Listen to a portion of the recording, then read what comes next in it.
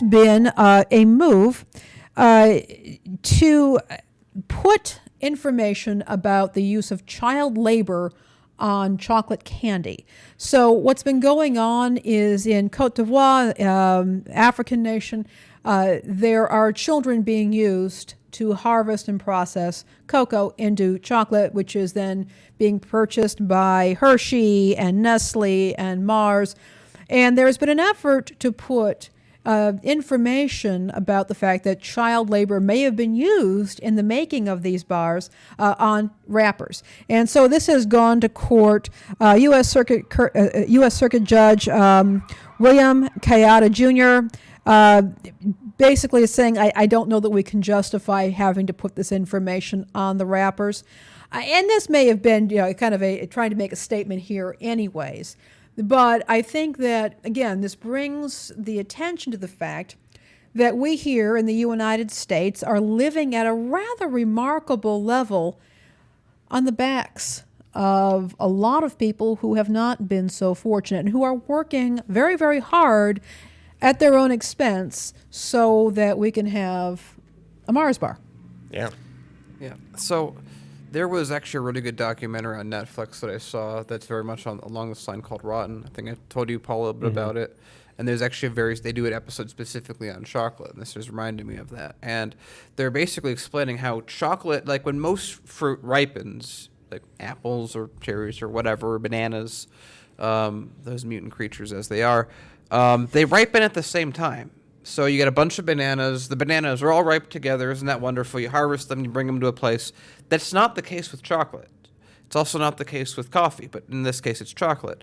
So you have to have people who are skilled, fast workers with nimble fingers who haven't lost their hands in accidents, picking this chocolate. And much of the time, they have no idea what this is even for. They're like, these berries, it's like these things are terrible, and they don't understand that it's chocolate. I remember that they had a thing where they went to a cocoa plantation. They actually gave them chocolate bars. So like, here's what you're actually making, because they have no idea that they're making chocolate because they don't make enough money to buy a chocolate bar to begin with. Because the cocoa plant is so heavily processed by the time it becomes a chocolate bar. Yeah. Right. It's in just like you would never. Isn't it almost like a coconut color, like like a cream colored paste almost? It's almost, you could almost think of it like I think it's like a almost pomegranate like, but with much bigger internal seeds. Okay.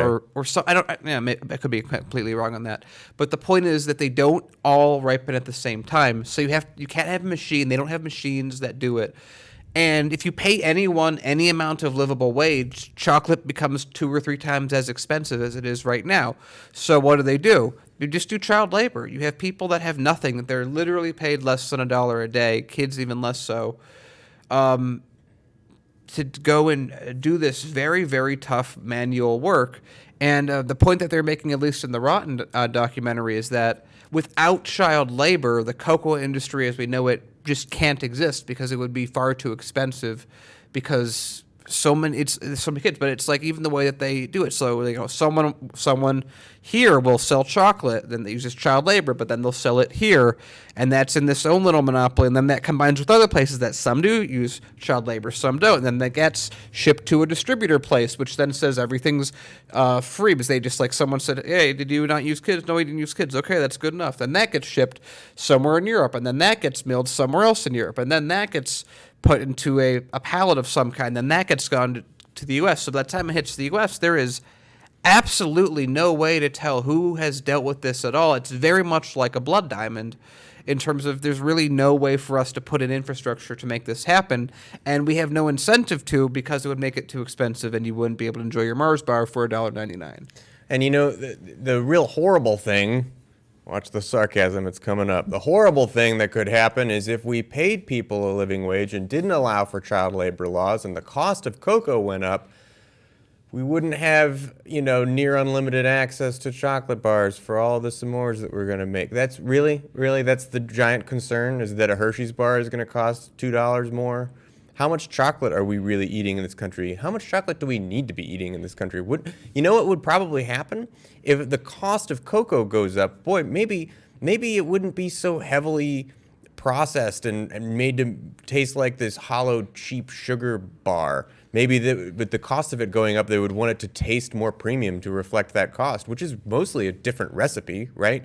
It's making it taste less cheap with less milk sugars and things like that. And that's just speculation. But ultimately, what we're looking at here is, a country like the Ivory Coast, right?